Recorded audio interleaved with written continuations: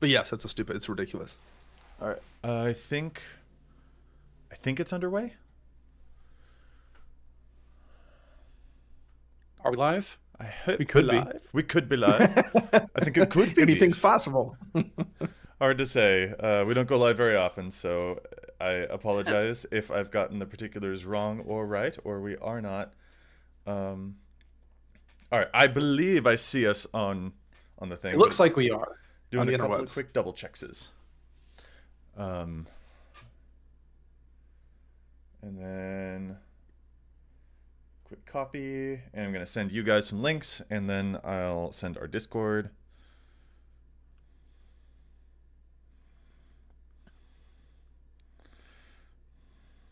We reacting. All right, just getting some set up stuff.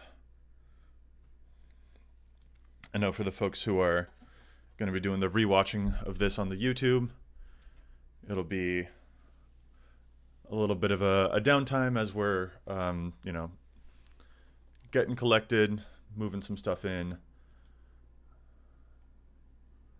I'm waiting for that daily MTG to update. Same.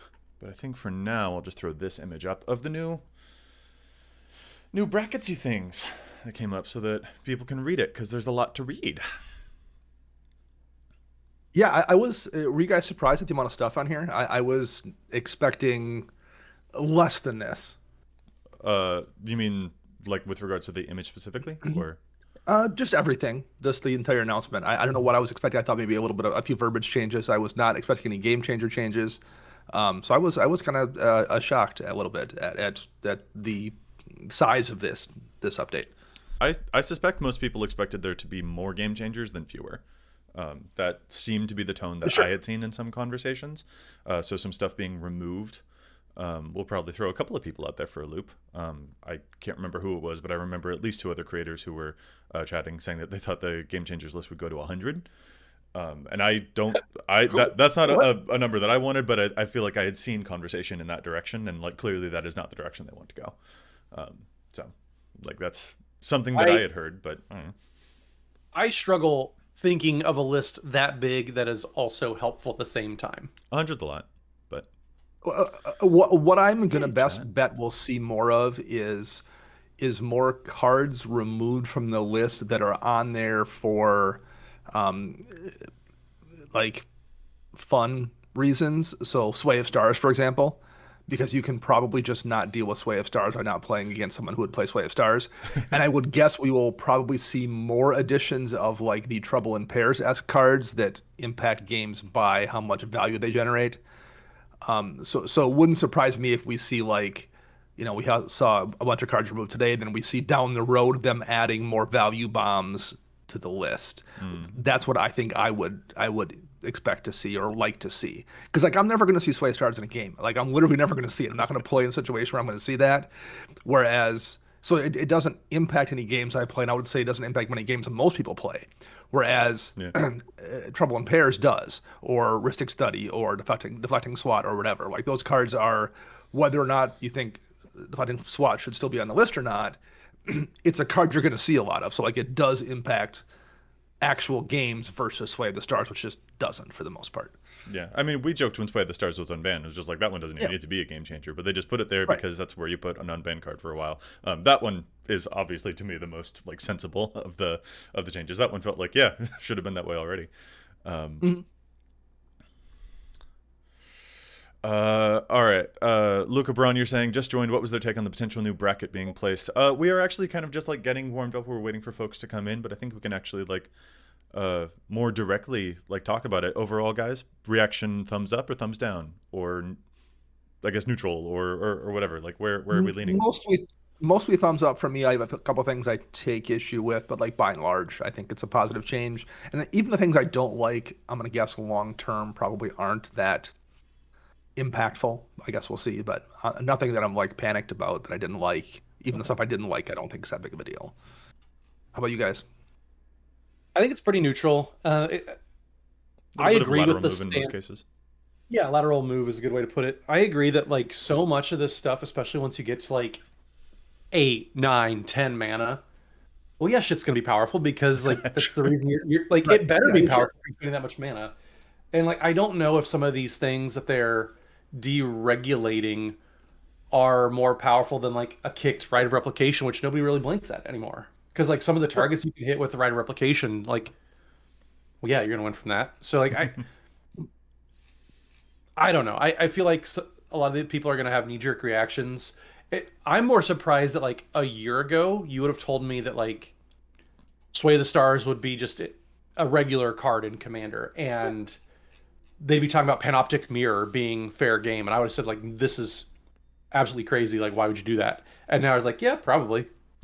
Like I wouldn't blink if Panoptic Mirror came off the Game Changer list. Interesting. Since it is like mostly known to combo, and that was the justification for the food chain, right? So like real quick chat, I'm just gonna, so the Wizards doesn't have their article updated on the main site, so you'll have to forgive me for some just like random images that I'm getting online.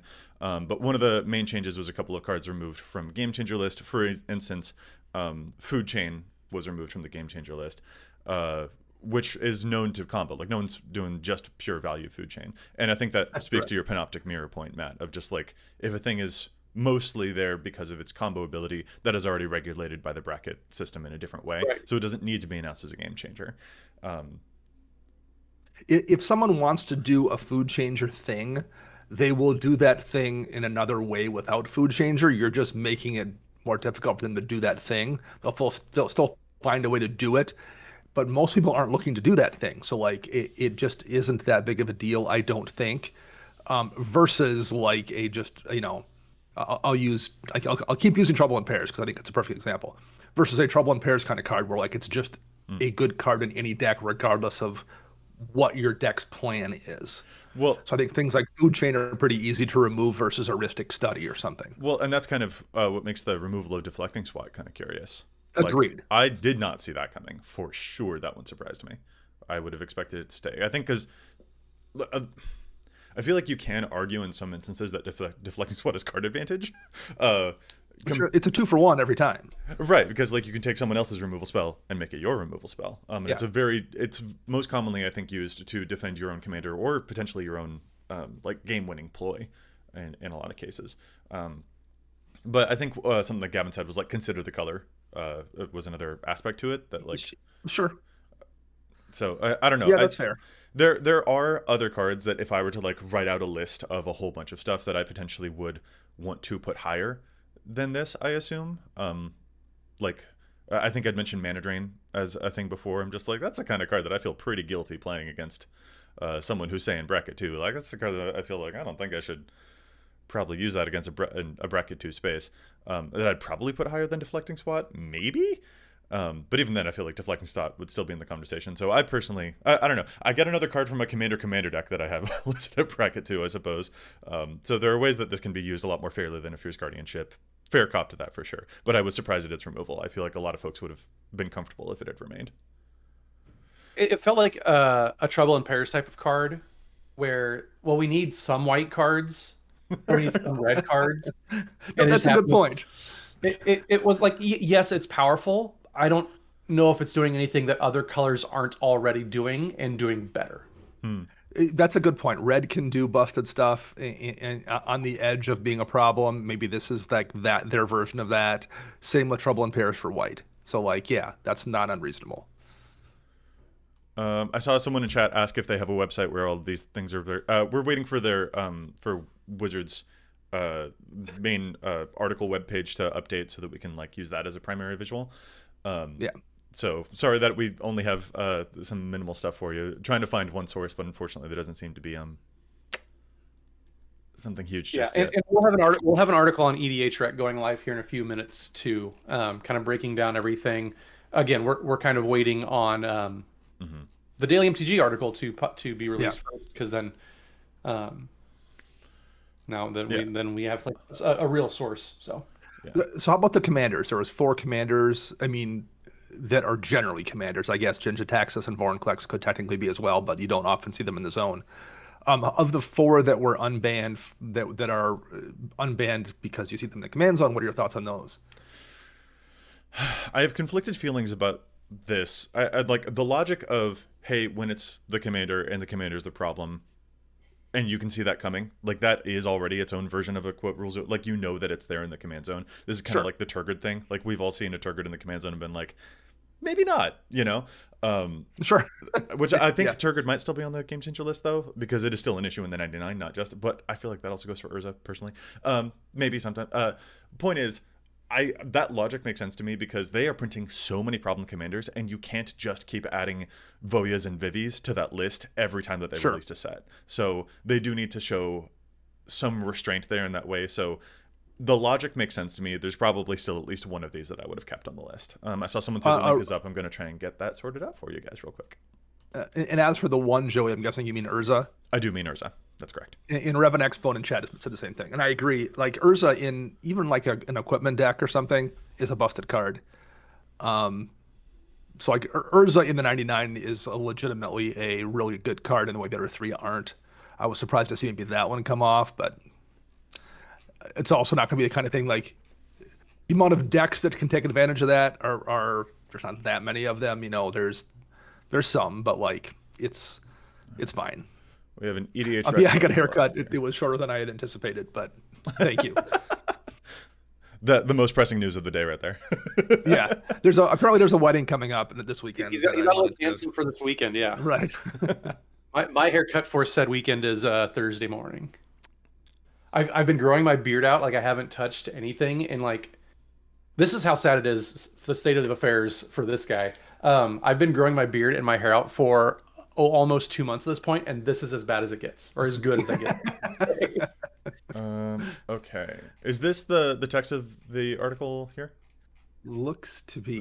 So that is the EDH Rec article that we gotcha. just published. But that does have all the like some notes, some details. That was all typed out and whatnot. So gotcha. Some quotes, some rumination, whatever you want to call it. All right, cool. I have. So I think one of the things for us to get to first, I will probably just very quickly comment on the turns thing, but that could be. That's a big one. This is what I had been pushing for initially, so I'm the most excited about that. The idea that because truly I feel like the source of people being bummed out is when a game ends faster than they expected it to be. So them setting the expect to play X turns or whatever does actually make a lot of sense to me where they have it here. This image is a little bit weird for me. It's hard to find, but like to play at least 6 turns, to play at least 8 turns. Like I don't want that to be the focus, and it doesn't mean the game ends on that, but it does mean that like if you went into this thing, a comfortable 8 turns should be like a base. Rather than like it definitely ends there. So that's a thing that I'm happy to see personally, though I suspect it is the kind of thing that a lot of people will misinterpret as the game should end on that turn, which is not the case. Which I find especially problematic for bracket 3. And right. To a degree, bracket 4, maybe turn 4 and bracket 4 seems fast, but okay, whatever. Seeing that verbiage in bracket 3 feels like a problem. I that feels fast for bracket 3, and it happens. Like we've all rented those games where like someone just like, dream scenario, the Soul Ring and the Signet in a perfect deck where it can take advantage of it. That stuff happens. I'm worried that folks are going to see that as my deck should win in bracket 6 if I'm playing it, or on turn 6 if I'm playing in bracket 3. Or like if their deck is brewed to consistently win that way, that they're going to be like, well, it says right there in the thing. Yeah, that's fair. So this is one of the two things I didn't love. It might not long term. Is it going to make a difference? Who knows? But it raised several eyebrows. The turns bracket 3, at least 6 turns. That does feel a turn fast. Because like I've built some powerful turn 3 decks. I think I would have to have like a god hand and 0 interaction to feel close to turn 6. Yeah. The difference with turn 4, though, like turn 4 in bracket 4 does feel right, because that's where combos start to come into play more feasibly at bracket 4. So like having a turn 4 where like you could win on turn 4, I don't disagree with that as strongly as I do turn 6 in bracket 3. The thing that I'll throw in here, we track our games. We've had episodes about tracking our game data, and I've been keeping track of turns. And I also sometimes at events will ask people like, hey, about what turn do you think that game ended? And every single time that I ask that question, everyone at the table, this has yet to fail, everyone at the table guesses at least 1 turn longer, but usually 2 turns longer than the game actually went. I think players see, we experience like a 90-minute game and we think that it was 10 turns, when honestly it was usually 8 turns. Let's see, I've actually got my data here of the first KO in the games that I played in 2023 was on turn 8. And that was true also for 2024. And normally I would say I'm hovering between the bracket 2 and bracket 3 spaces, depending on which pod that I'm with at the time. But a thing I just want to throw into there is that I think games are faster than people expect. And my estimation on the 6 thing is that they're giving some room for the aggro decks to still be there, like the Krankos of the world and stuff like that. We don't want to shoo them away from that space, as someone in chat just mentioned. Why don't we want to shoo them away from that space? Why don't you want to shoo them away from that space? Because I don't think Kranko is necessarily a bracket 4. That's why. I'm kind of kidding. But if it does set the expectation that games should end on turn 6, which is not the case, but if it does like accidentally create that impression, which I think it easily could, I agree with you guys that that's like, oh no. So like, I don't disagree with your points at all. I wanted to throw that in as like I think a lot of players overestimate how many turns games actually go. Sure. But even then, it is the kind of thing that could be very messy in its messaging. Hey, that's an update. Thank you so much, Matt. Yep, I gotcha. We are Manny. We are one. Legion person. Yeah. Took me a second to figure out what your handle was. We're talking bracket 3, like, and yes, you have a bracket 4 deck that wins pretty quickly, but again, like that's bracket 4. We're talking bracket 3, so like the speed and the expectations are a little bit different between those.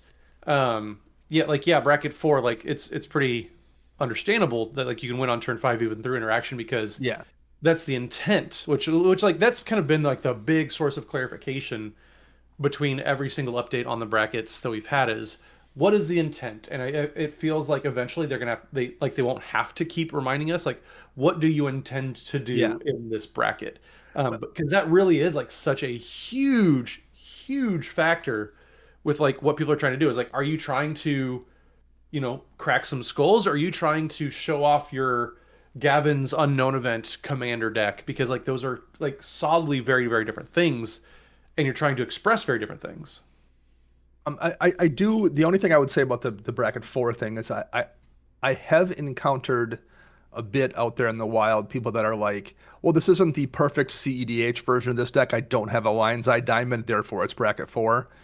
And I also am concerned that like at least 4 turns thing is going to encourage that kind of angle shooting, because like bracket 4 is probably the place I've run into the worst games in terms of like people trying to angle shoot the power level of their deck. Like, I don't want to play CDH because like I might lose, so I want to play like the deck that I can make a disingenuous argument that it's not CEDH and then beat people who aren't playing CEDH decks. Like, that's what I've run into in bracket 4. Not a lot, but like more than I've run into that kind of sketchy stuff in other brackets, and I definitely think this doesn't help with that. Interesting. I feel like then again, I don't tend to play like super often in the bracket 4 level, but the one that I've noticed is that I feel there are a lot of 3s that were masquerading in the 2 area, was how a lot of it seemed to feel for me. I think a lot of people did take the message that if I don't have any game changers, it is therefore definitely a 2, which is like, no, if you don't have any game changers, that qualifies you to be a 2, but it's different than saying you are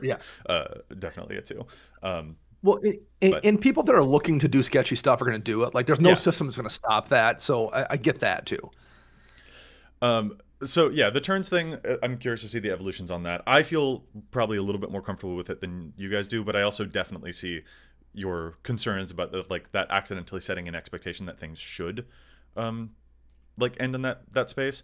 I'm hoping that it is just there as a way of like making room for aggro, to, for a Voltron deck to still do Voltron things. Yeah, sure.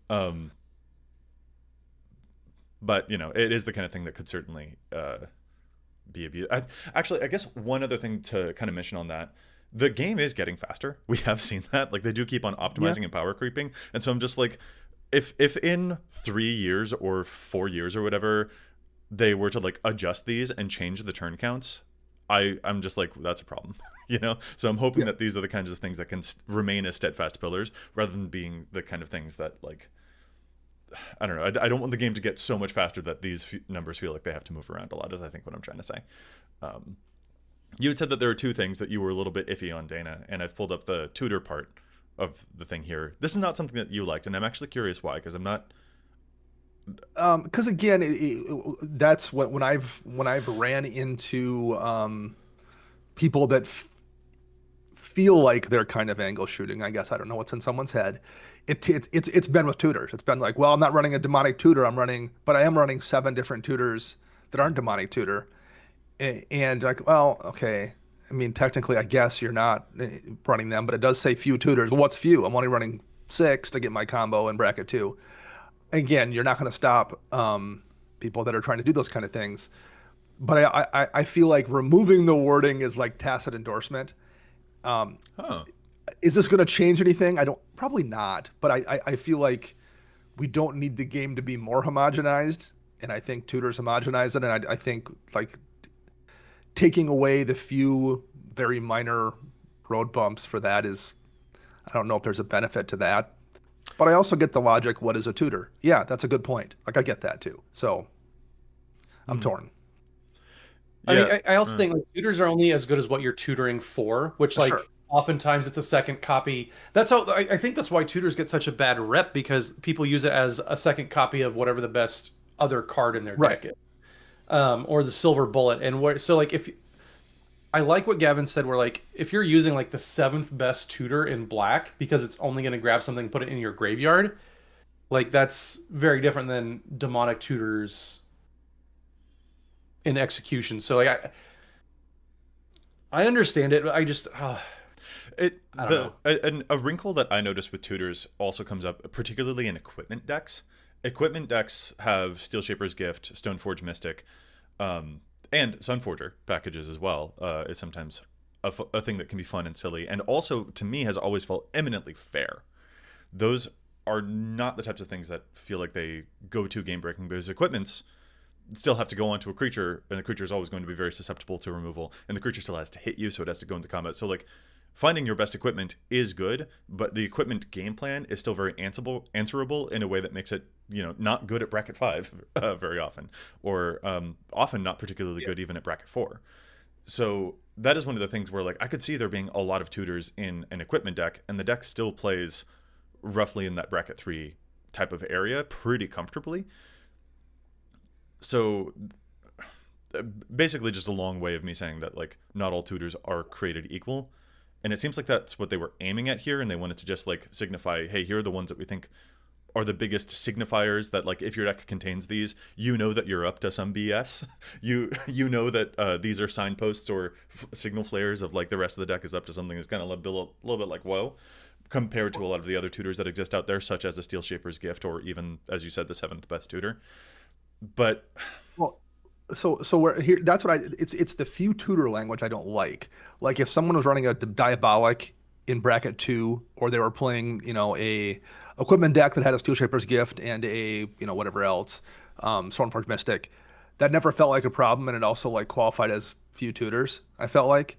Whereas by removing that, I think you open the door for that person who's running 8 tutors. Like, well, technically, I'm not running a Vamp and a Demonic, so it's fine to get my combo piece in bracket 2. That doesn't feel like it's helpful for anybody except for the person who's trying to angle shoot a bracket 2 deck. So like, I don't think there's much upside to this, and it just opens the door for some malicious behavior. But it's also just probably not going to be something I run into that often. So hopefully, I'm not that worried about it. Of everything here, do you think that the tutor restriction is your least favorite part of this announcement, Dana? It's the combination of those two things. It's the turn 6 on 3. I don't love seeing that on there, and the tutors thing I don't love either, because I feel like it's just endorsing people to run more tutors in bracket 2, and I don't know if that's helpful to anybody. But to be honest, I'm going to guess that in 6 months, both of these haven't really impacted very much either. So like, I can't get too wound up about it. I think that's like something to keep in mind though, too, is in 6 months, like we might not be thinking about any of this. And that was kind of a big thing about a lot of these is it was system shock when they first introduced the commander brackets, and people were kind of like actively like, "Oh, I hate this, is so stupid." And now it's just the new norm. And I Yeah. hope people give whatever these changes are, no matter what they end up being, a chance and see if it actually does affect anything. Because Dana, like I remember you were pretty. All three of us found different things that we were pretty like upset with, not upset with, Mhm. like we didn't agree with, about the execution, and it's all been relatively fine. The So I Player wanna make sure that we're response not- is always difficult to predict. yeah. Yeah. And I think we've seen so far the player response almost always errs on the side of people not being a problem. I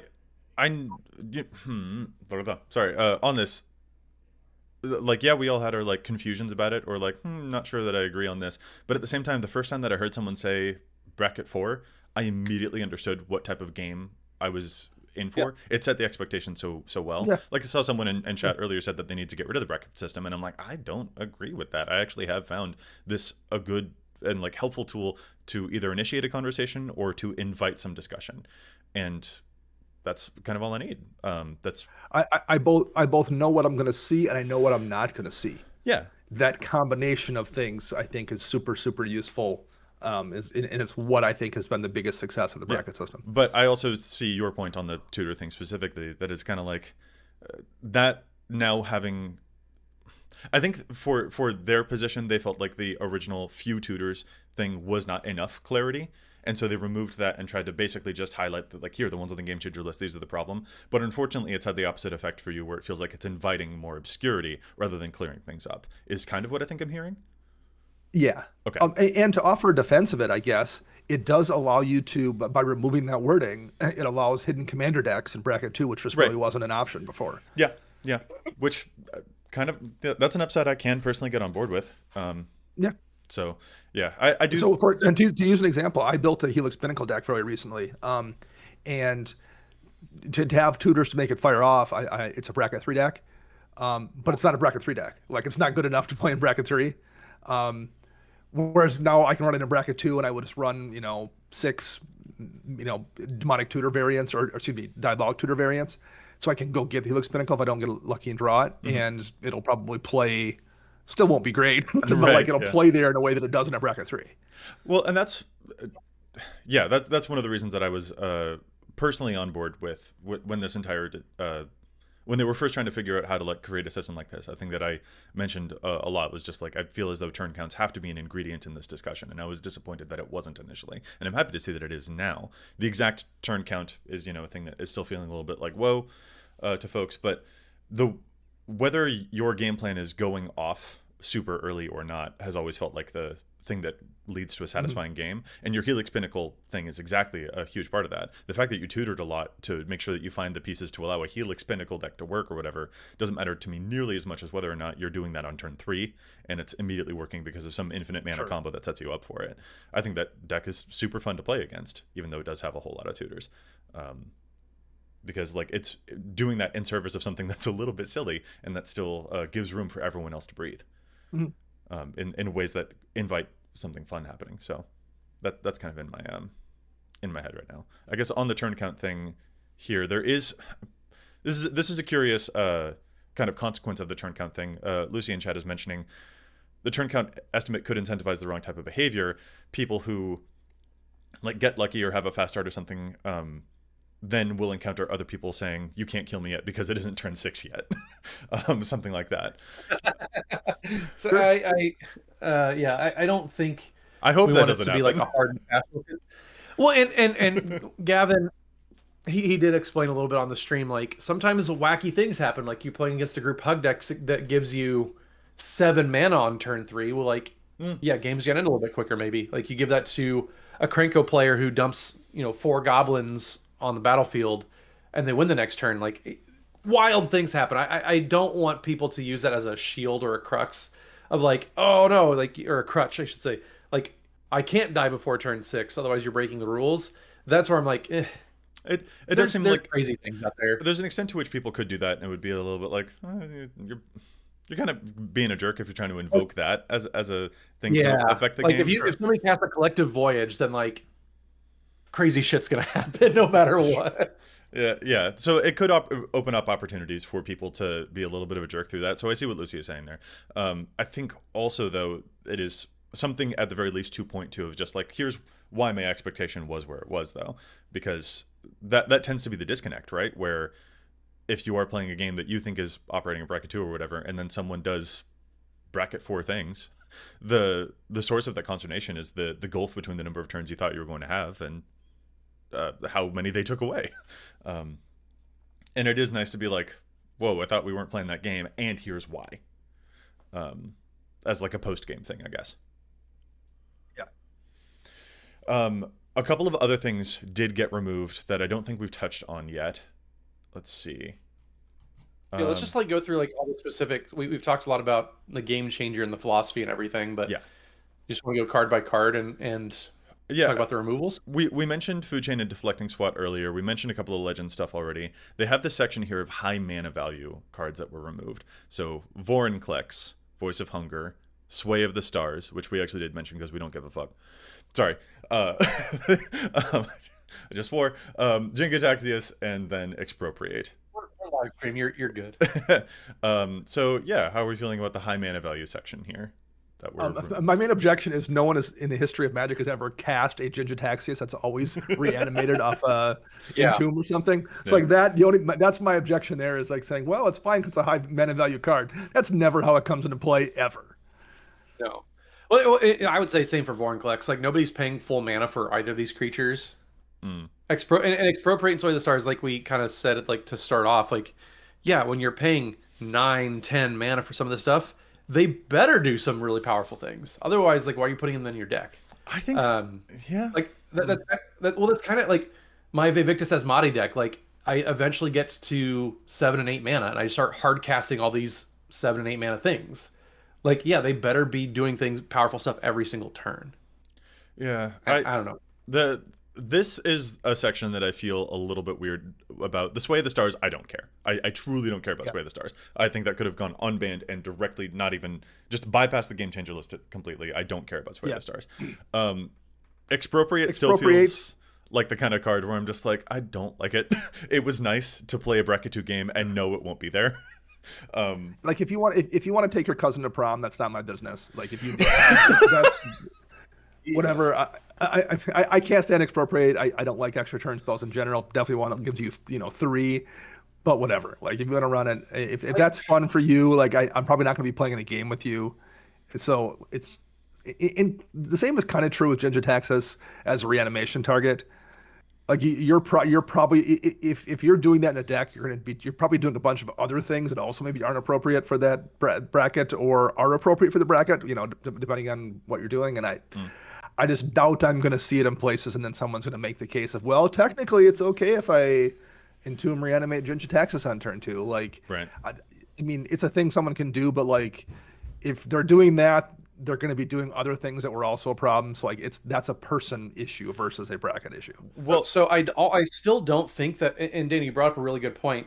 I don't think Expropriate is going to show up at brackets 2 because it is kind of covered by the extra turns clause in there. Sure. Yep. Because by definition, Expropriate is more often because go ahead. The extra turns thing covers chaining extra turns, not just the presence of any extra turns cards. So that is a difference to make sure we point out real quick. I think the issue with Expropriate is because so many people, as Dana points out, so many people are bad about playing against Expropriate, where like they're so reticent to give their best permanent, and so like just take the extra turn. If I'm not putting Expropriate in my deck thinking I'm not going to get any turns out of it, or even only one turn out of it. Like I'm putting in there knowing like I'm going to get at least 2. Sure. I don't think Expropriate is going to show up at bracket 3, and even if that's their only extra turn spell, and it's bracket 3, then like it's a powerful card, but I'm not going to like, oh my gosh, you're breaking rules. I don't know. Yeah. I don't know. It still feels uncomfortable to me. I don't have the same expectation of that card that you do, I guess. I think I'm being given coffee. Thank you. I still think it's a little bit of like a fair amount of like whataboutism, saying like Expropriate isn't going to get you multiple extra turns, and like I No, think I that just it wanted to is. point out that there is like the specification is chaining extra turns according to the like Yeah. an extra turn spell can still appear at bracket 2, and I think a lot of people would count that as. So I think a lot of people could end up putting it at bracket 2, thinking that they are operating within the system. That's what I was trying to point out. I think that there isn't necessarily clarity there. How about the other three? We mentioned Urza. How about Kinnan, Winota, Yuriko? The legends that were removed. Yeah. Mm. I don't think anybody's ever played Winona casually, so like I'm not worried about that. Yeah, if someone plunks down their Kinnan deck or Winota deck or even Yuriko deck, like, oh, this is my bracket 2 deck, I'm just gonna be like, okay, no thanks. I don't believe you. And I'm not gonna play it. I don't have any interest in playing it. Like, I'm seeing someone say these all should have stayed and they added VV. Listen, my soul tells me that all of those are also not quote bracket 2 decks. So in my soul, I do agree with that. In reality, they're going to print Vivies in every set, and the list can't keep updating and updating and updating. And so Absolutely. that's I think one of the main issues here. And once again, like the clause that I really drove home in our reaction article that just published over on EDH Rec. If you see these in the command zone, you can opt out. And that's something that I think players still struggle with a little bit of, well, like what if I can't find another game? Like just talk to people. Yeah. Just ask people like, hey, do you have something else? I really don't feel like playing against this quote brackets 2 Urza deck because I don't trust you. Or like if it's your friends and they want to build a bracket 2 deck and like you trust them a little bit more, that's cool. But again, one of the big things and one of the biggest benefactors of the bracket system is the people that are playing against untrusted opponents. And so if you have that play group that you're playing with and you know your friend is going to build a brackets to Kinnan deck, then like you already have that rule 0 conversation just because that relationship, and you're not the main target audience for the bracket system in general. But if you're going out in the wild and you're looking at people and they want to play this, oh, I have this wild goofy bracket 1 Kinnan deck, then like yeah, like we're protecting that experience. So just remember, like if you don't want to play against one of these brackets 2 types of decks, just opt out. Like find a different game, ask them if they have a different deck. That's like the biggest factor in these 4. Even if we personally have some like hesitance about that, you can always ask people like, do you have any other decks? And to Joey's point about how they're always going to release these, that's a good point. The only reason like Storm isn't the most annoying card of the year is because Vivi came out, right? Sure. And they can't keep adding. And if a Vivi hadn't came out, I'd be like, why is Storm not in a game change list? That card is miserable to play against. But because Vivi's like slightly more miserable, Storm gets passed now. They can't just keep adding all of them. So like I understand the logic behind it completely. Because if I were to add more legends, it would be like Vivi, it would be Voya, it'd be Storm, it would like they're Corvold. Like there are several more that I would add, and we can't swell the list like that just occupying legends. So leaving it to players to like notice the thing in the command zone across from them, being like, yeah, I don't know, sis, maybe not today. Is like it does, and it puts more restrictions on what people aren't able to do for those more trusted play groups and actions too. So like we would have added so many that are, I would argue, like Storm is probably more powerful than, I mean, Yuriko at this point. Like, yeah, it's going to hit you for a lot, but like Storm is doing that like I think a little bit more than Yuriko and stuff like that is. And Voya, like one of the most frustrating decks to play against. So there's an interesting point here from Rob. The bracket system is there to help people understand that certain cards are very impactful. You can opt out is fine for people who know better, but they're making the point that the bracket system is for people who don't know better, and that's fair. Right. I think that's a very, very fair point. I think my initial reaction on that, and this isn't, none of these are like fully formed opinions necessarily, but you do learn once, and then you kind of know.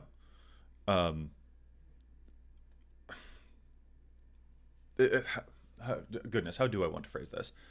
There are so many cards, and specifically there are so many commanders, that I guess if we're talking about barrier to entry of like this is a system for people who don't necessarily know better, I think the barrier to entry of a list that has as many commanders as would need to be on it to cover every single one that has that game warping impact is a bigger barrier to entry, is I think my concern. So players seeing the thing and learning that feels like it does actually become more friendly than a potentially 100-card list that includes all of the commanders that could be problematic, and which also must continue to grow as Wizards prints more and more of those types of commanders.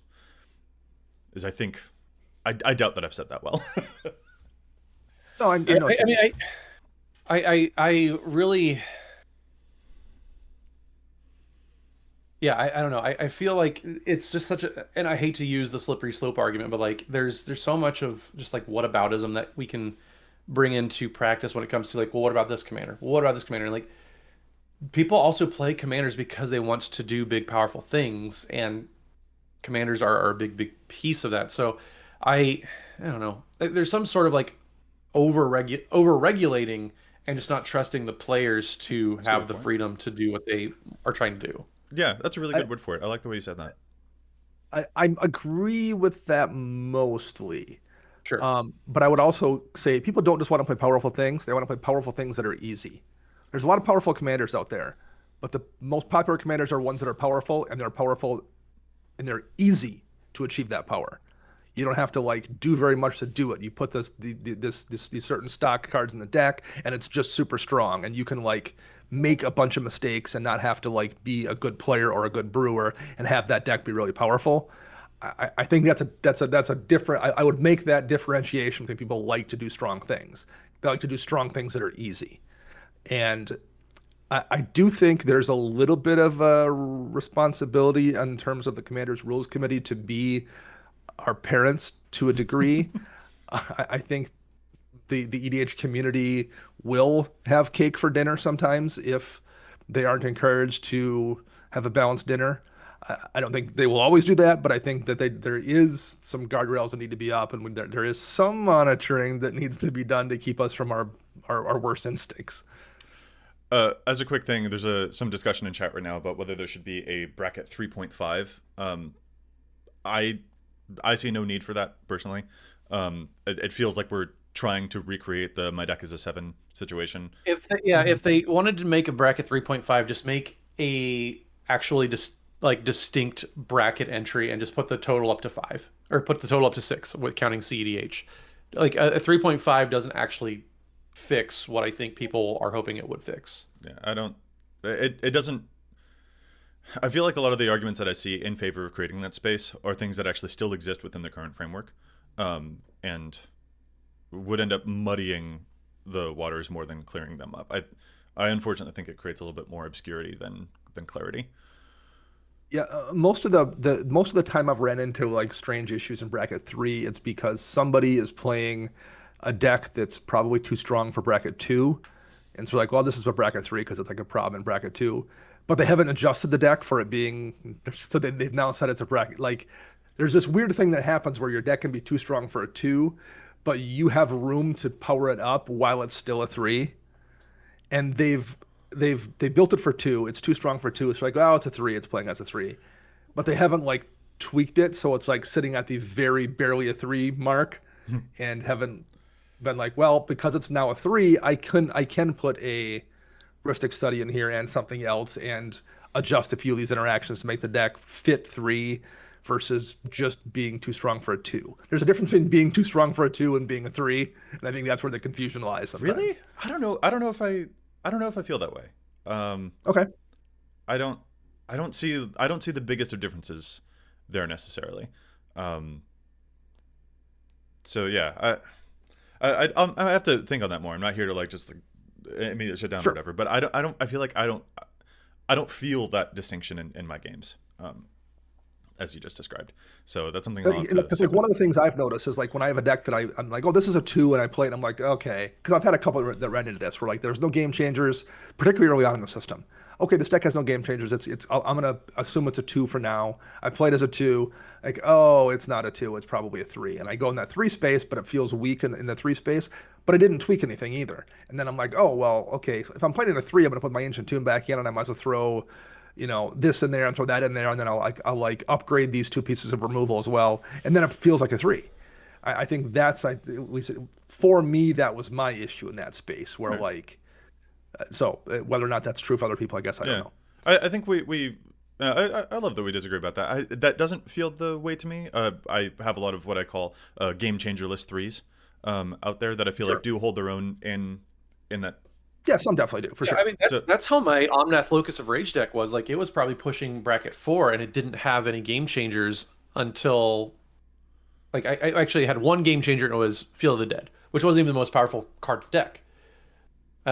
Like I think it's definitely possible to have cards that like by definition are brackets 2 that don't that punch like above and like by intent are very very different. uh So, so goodness, oh, it just someone saying that so oh, go ahead. I was gonna say, what do you guys think about some of the other topics they brought up? Because we don't have all day here to keep chatting about it. But they did bring up a few things they talked about at the Commander Summit with the Commander format panel and everything. The two big things they talked about was Rhystic Study and Thassa's Oracle, which are two pretty contentious cards that like might have a shelf life when it comes to the format. Like, what do you guys think about some of that? And then like the hybrid mana thing, Joy. I know you have a lot of thoughts on hybrid mana. Oh, I honestly, my reaction to them talking about hybrid mana, and they also in the stream mentioned planeswalkers as commanders, and I felt a little bit like, are we back in 2017? What is happening? That was honestly my big takeaway. I'm just like, those are subjects that I'm happy to like leave at rest, and so it was curious to me that those came up again. They're not the kind of things that I want us to like litigate over and over again necessarily, but to the Thassa's Oracle and Rhystic Study, if those do have a shelf life, I will not be bothered. That's okay with me. I would not be sorry to see the back of them in the event that they were to go. Yeah, I would. I think Thassa's Oracle is a safer. Could actually might be technically safe as a remover from the Game Changer list. I just don't think people are going to be. Again, it's one of those cards like you're doing the thing or you're not, and I just don't think people are going to suddenly be like, "Oh, now I can play Oracle in my bracket 2 deck." I don't think that's going to happen. Maybe, but whereas like I would love a Rhystic Study ban. I think it makes games miserable. It's so strong. I don't think, and it's maybe the best card you could add, that isn't a fast mana card. Maybe, I'm not sure if I hadn't thought about that, but like aside from like fast mana, it's maybe the best card you can add to a commander deck. I'd be fine with it being gone for sure. Do you feel the same way, Matt? Planeswalkers as commanders is a nightmare. Yeah, Like Plane- I would not want to deal with that. that's a whole different game. Yeah. Yeah, yeah. Planeswalker. They didn't mention this very much in the article, but like Planeswalkers Commanders is probably like the most. I understand the appeal of it. Personally, I think it's one of the most ridiculous asks that you could have. I hate every aspect of that idea. Yeah. The things they did talk about in the article, Thassa's Oracle. I understand people don't play without like ill intent, and like you're trying to do more powerful things, which means it's kind of relegated to bracket 4 and 5 anyways. Like I don't think it should not be a game changer.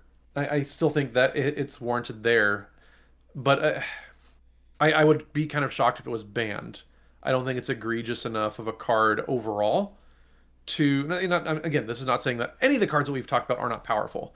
Rhystic Study does feel like the Soul Ring type of a card. I think, just being pragmatic about it, I don't think Rhystic Study is going to get banned because it's such a high value reprint and it's going to bring money in for Wizards. Oh, brutal. I think it would be I think it would be kind of the Jeweled Lotus, the Mana Vaults type of cards where like Wizards wants this to be, maybe the Commander format panel wants it banned, but I think that the business end of it is going to win out, and they're going to say we're not going to ban it because it's such a good card for us to reprint. It's going to drive sales.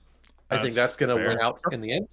Yeah. And that stinks if like you're thinking it from purely a player perspective, but like just if we're going to be real about it, I think Rhystic Study is going to be around because it's a card that Wizards wants to be able to reprint. Yeah, it's brutal, I know. Yeah. But I see your point. I really do. Yeah, I agree. I do too. Yeah, that makes sense. Here's a question that we haven't quite gone over just yet. There were a couple of things that stayed that they mentioned that potentially, I guess, could have come off. is the tactic that they take. Panoptic Mirror being one of those, which we did touch on a little bit earlier because it is most famous for its combo potential. I appreciate that they're giving an extra time. I do still kind of think that if you put a Wrath under this, it is making the game not great. Like, if here's another flaw actually about the like turn length thing or whatever. The quality of the game that you get to play kind of matters, right? And so that's the problem. It's the same problem with Planeswalkers as commanders. Like if you have a Planeswalker as a commander and you put a Panoptic Mirror and a board wipe, and you just make sure nobody gets to play the game at all for the rest of the time. Well, that's why I'm like Jin-Gitaxias. I'm like, could have maybe stayed on for me because everyone discarding their hands is not the kind of thing that I necessarily enjoy, and I avoid that one in my Reanimator decks because I don't like doing that to other people. So like, yeah, you got to play at least 6 turns or at least 8 turns or whatever, but did you get to do anything during those turns?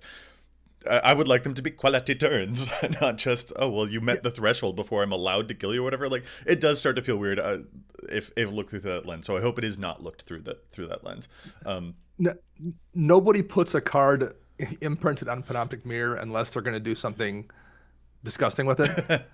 Like it's just like it only is being imprinted with cards that are busted. But that's kind of the Thassa's Oracle arguments too. Like people aren't playing just Thassa's Oracle; they're playing with Demonic Consultation or whatever. So like if you're looking at the cards at just face value, you get a different opinion of the card versus when you look at it, how people are actually playing it, how people are experiencing that card. Yeah. Well, and we've talked about this in the past. Like self-control does make a difference for some of this stuff. It's entirely possible that like people will have self-control and not jam Panoptic Mirror and a board wipe into every single Planeswalker deck to make it a problem, and it will just wind up being something that people use for some combo in an appropriate place, or there's a possibility that it will be one of those cards where like people have no self-control, like Prime Titan was the example back in the day, or what's the artifact that untaps every artifact? Paradox Engine. Paradox Engine. People had no self-control for Paradox Engine, right? So like it just depends on it wouldn't surprise me if folks had the self-control to not use Oracle at all, let alone, in an inappropriate way. Same with Panoptic Mirror, but I just don't know. I'm not going to guess, but yeah. Panoptic Mirror and Coalition Victory staying on, to me, feels deeply comfortable. Like if I'm playing against a 5-color deck, hearing bracket 2 and knowing that, okay, cool, they're not going to like out of nowhere do the thing, that's a reassurance that I think is useful as a pregame discussion. So I'm happy to see that some of those things stayed. Honestly, though, Consecrated Sphinx staying on, this is one that if I had bet money, I would have lost money because I would have bet money on Consecrated Sphinx coming off. Really? Compared to some of the other stuff, yeah. I don't mind it staying on just because I understand that they're being very intentional and very measured with how they're releasing these cards out. And I feel like Consecrated Sphinx would have been a little too much too soon with all the other changes. So that like they're going on like, we know how this is going to work out. We know how this is going to work out. We think we know how this is going to work out. So they're like being a little more slow and measured about it than like Consecrated Sphinx, I think would be a pretty big one when it comes to like that. That puts a lot of pressure and a lot of weight on everything else that would happen at the same time in one announcement. Fair. I think maybe the reason it feels weird to me, like Jin-Gitaxias, as we've said, no one's paying 10 mana for that. Everyone is cheating that into play. And within a turn rotation, it is trying to immediately make other people discard their hands.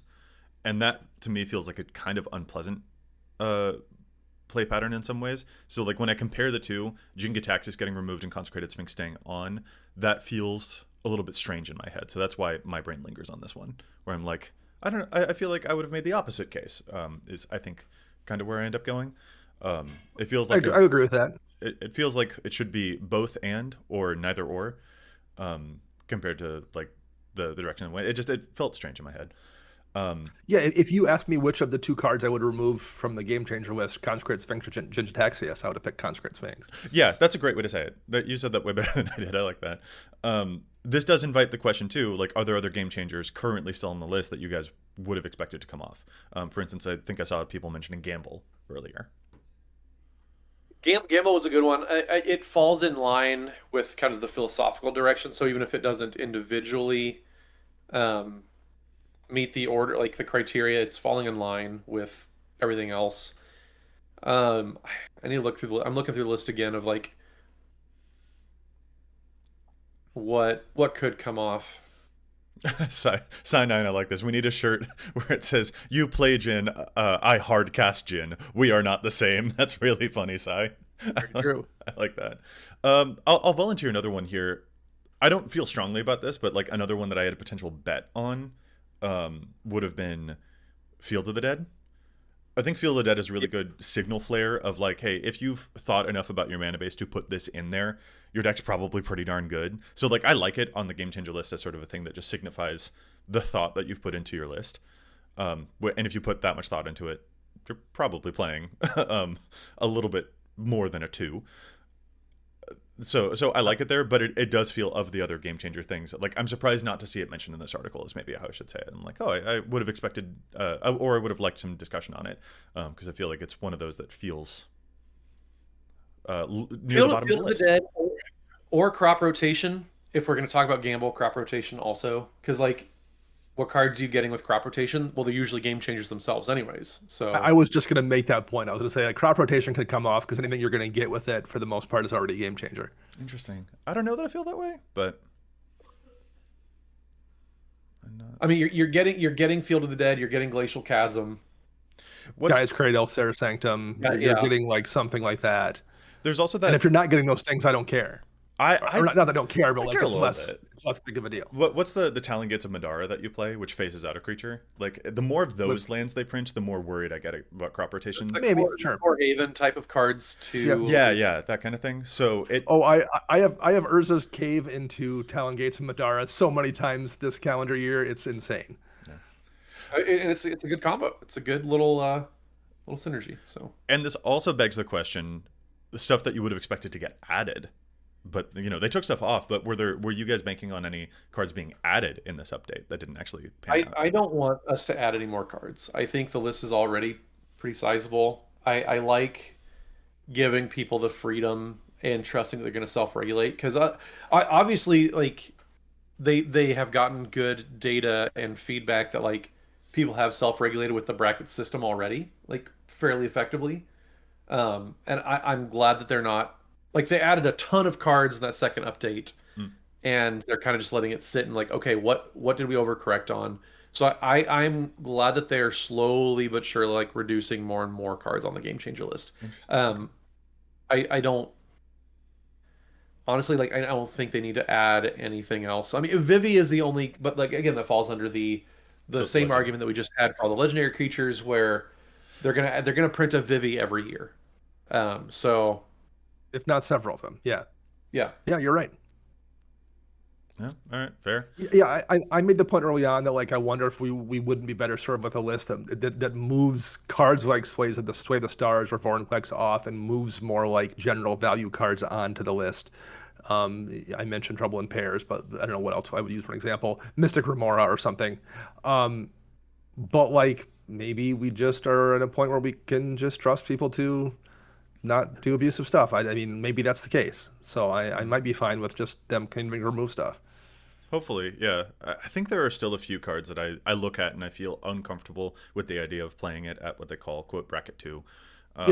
Which they had originally tied to like precons, and they clearly are trying to divorce themselves from that. So I don't want to just say like, oh, I'm comfortable playing these cards against a precon, but I do still like that is part of where the logic comes from for me in my head, and maybe that's something that I need to like unlearn with this update.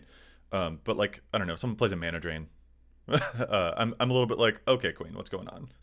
It is the card that raises an eyebrow. So like, that's the type of card that I was like, I could have seen be included in something like this. But yeah, to your guys' point, absolutely, it's not the kind of thing that we want to swell like huge into it all. Yeah, so. I think like the only card I could in good faith really argue that probably should be added at this point probably is Great Henge, because yes, it falls under it's a lot of mana, but also you never pay 9 mana for Great Henge. Right.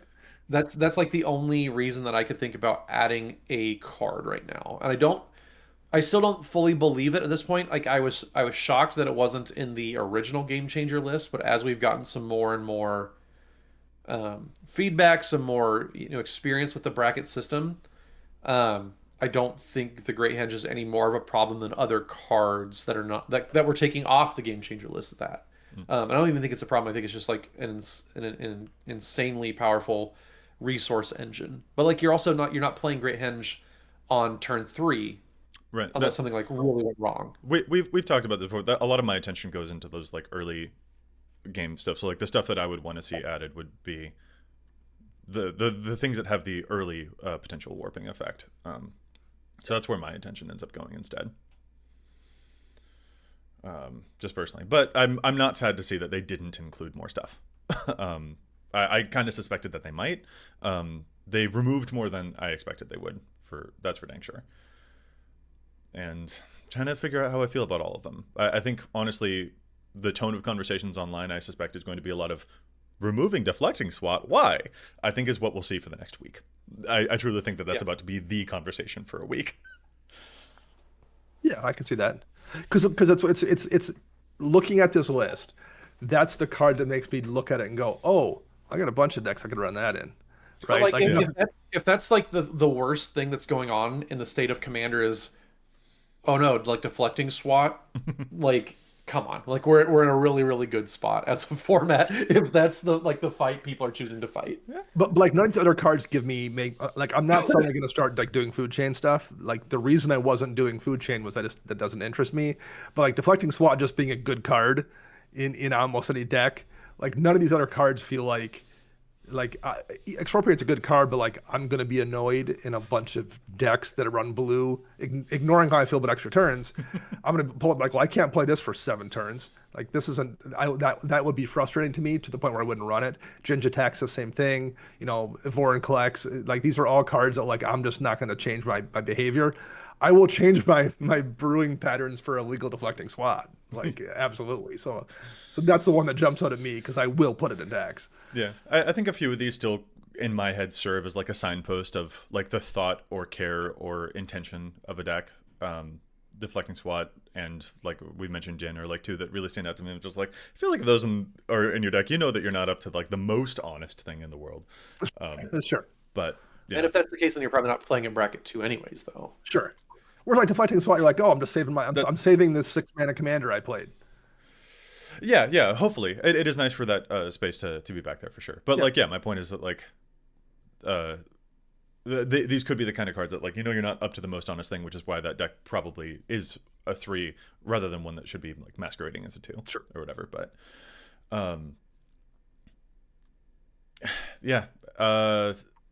very interesting updates here. Not what I expected at all, but there have been a few updates. Like I'm happy to see personally the turns thing. That's a takeaway that I'm personally leaving a little bit happy with. Dana, I know that you're leaving with a little bit of consternation about the tutors thing. So Matt, like you said, it does feel like a little bit of a lateral move with our updates here. There's some clarity, but also there's new room to explore because there has been potentially like the new stuff still requires some sussing out is kind of what it sounds like. I'm going to guess even the things I don't like wind up really not being impactful in making games worse for me. So like, I'm okay with that. If me not liking a thing still winds up with me being like, that really didn't change very much, then that's pretty good. Which I mean, that's all honesty. Like that's probably the most likely thing that's going to happen too. Agreed. Yep, I agree. Dang. All right. We've seen a lot of opinions down there in chat. I know we're about to see a whole lot more throughout the next week. And of course, we're going to have to get a regular podcast episode up about this too, because there's a whole lot more going on. Yeah. And a wedding coming up. Yeah. Yeah. It's happening this weekend. I hope you're not super stressed at all times, even though Matt I know that you will finally are. be an honest man as of this weekend. Yeah, as of this weekend. So it'll be good. I mean, I'm about to like sign off for the next couple weeks anyway. So yeah. Just got to get my hair cut and beard trimmed first. I finally I've had so much stuff going on. I finally got my room booked yesterday. So nothing like waiting until 2 days beforehand to get a hotel room. Yeah, it'll be good. It'll be a good weekend. So, and thank you, chat. I appreciate it. Hey. I gave her a wedding ring and wanted to make this house a sun home. Sign. I know data for turn expectations. Joey and I will have some, we use the term data loosely. We'll have our game data at the end of the year because we have been logging turns. I'm going to guess I average between turn 8 and turn 9 for games? Do you know what yours is, Joey? Could you guess on yours? As of this current year, I have not assembled all of it, but I do have my stats from last year. The first KO was on turn 8.1, and then the next year turn 8.3, and the game end was on turn 9.4, and then the next year turn 9.8. There is a little bit of skew in the way that was measured because it is from my perspective, not from like the official quote thing there. So you could kind of like, you could technically subtract half, like a 0.5 from each of those. If you were to be like super technical about it, depending on how it is that you want to read it. I'm curious what that all looks like with when you break it down by brackets too, and keep that in mind. And so that when is, you look at it. that is something that I'm doing for my stuff this year. I'll have to go back through all of the games and be like, where does this actually land? And not just where does this land, but like where was my deck compared to what I think the rest of the table is playing as well. So there'll be some subjectivity in there that is unfortunately impossible for me to remove from my own game data. But generally speaking, those like turn counts are a common thing that I see. But again, keep in mind that I'm playing more commonly in the either 2 or 3 space because I like playing like with newer players or precons or things like that. But the upgraded games, I honestly suspect that they'll show like an average of 7 to 8 turns. So that's sort of what I expect. Yeah, I'm gonna guess higher than that for me. I'm gonna guess 8 to 9 for me. For sure. Well, chat for a wedding, like everybody's talking, for a wedding gift, you all should subscribe to the channel. Make sure you do that. we know not all of you are doing that, so it's a free gift you can give me for my wedding. Oh, John Borber, I know that one real quick. The person who goes first in my data has not made a difference. Hasn't for me either. At least in glancing at it, maybe I'll do the stats and find out it's actually like a 10% difference, but nothing that's noticeable without me having actually added the data up yet. Check out those episodes. We've done 2 years of data on those, so you can check those out on the channel if you want to see the exact statistical breakdown. But it in my experience, has not made a huge difference. We'll see what it is this year. But yeah. All right.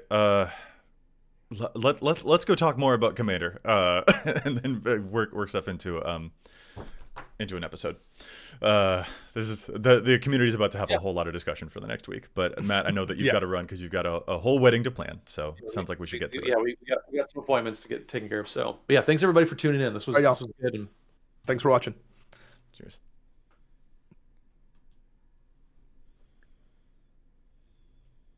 All right. I need to leave. Mm-hmm. But I'm making are you guys